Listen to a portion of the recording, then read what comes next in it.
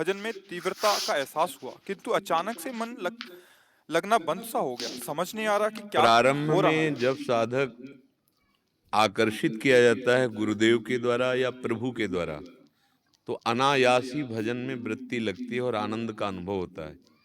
फिर उसको उसके पैरों पर खड़ा कर दिया जाता है। अब तुम अपने द्वंद्वों को इसी आनंद का प्रलोभन जो दिया गया है, इसी के बल से परास्त करो और नित्य निरंतर परमानंद में डूब जाओ। अब क्या है, अब तुम्हारी स्थिति है। उस समय जो भजन में रुचि प्रकट हुई थी, आकर्षण प्रकट हुआ था, वो प्रभु गुरुदेव की कृपा से आप शरण में गए तो उनके आकर्षण से हुआ था। अब आपको चलना पड़ेगा। जैसे देवर्षि नारद जी को भगवान ने अपनी तरफ से एक झांकी कराई पूर्व जन्म में, फिर वो विकल हो गए तो उन्होंने कहा नहीं, अब नहीं, अध कचरे योगी को मेरा साक्षात्कार नहीं होता।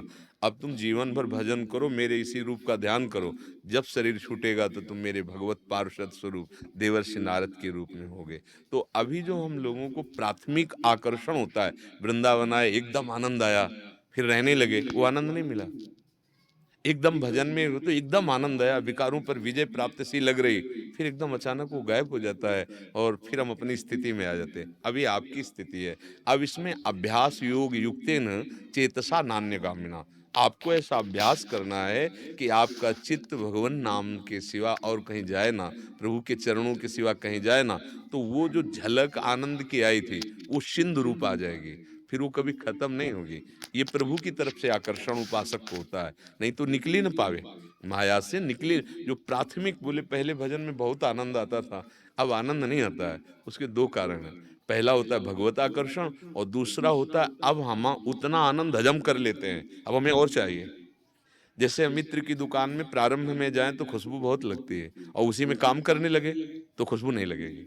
तो हुआ क्या, अब घ्राणेन्द्रिय की इतनी क्षमता हो गई कि उससे बढ़कर खुशबू आए तो लगेगी। ऐसे ही आनंद का तारतम्य, जब तक हमें प्रेम आनंद नहीं मिलता, भगवदा आनंद नहीं मिलता, तब तक उसका आकर्षण इतना प्रबल किया जाता है कि वो अपनी परिस्थिति में, अपनी स्थिति में असंतुष्ट रहता है। और आगे और आगे, अगर संतुष्ट हो जाएगा तो भजन रुक जाएगा, अहम धर्म प्रकाशित हो जाएगा। इसलिए ये गुरु कृपा होती है, ये भजन की कृपा। रात दिन भजन करते हैं फिर भी भजन के लिए रोते हैं।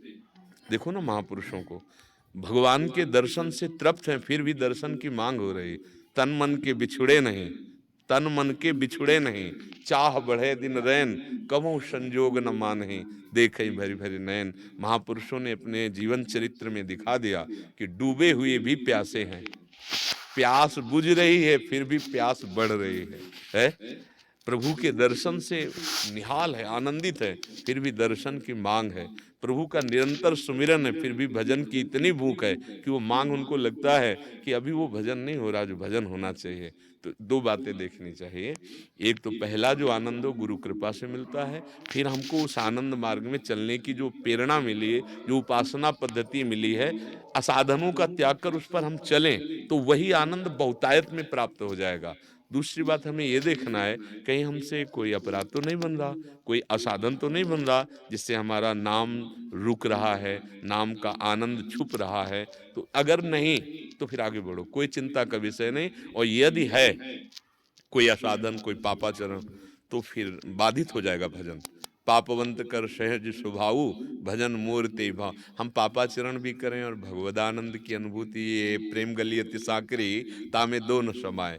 जहाँ काम तहाँ राम नहीं, जहाँ राम नहीं काम। जब प्रेम का रसास्वादन करने निकले तो फिर अन्य विषय भोगों की तरफ हे बुद्धि होनी चाहिए। नारायण हरि भजन में ये पांचों न सुहात, विषय भोग, निद्रा, हंसी, जगत प्रीति, बहुबात, ये अच्छा नहीं लगता। अगर असाधन है तो फिर त्रुटि हो रही है, असाधन नहीं है तो भजन की भूख बढ़ रही है, आनंद की क्षमता सहन करने की बढ़ रही। अब हमें और आनंद चाहिए, क्योंकि हम तभी विश्राम मानेंगे जब आनंद सिंधु में डूब जाएंगे।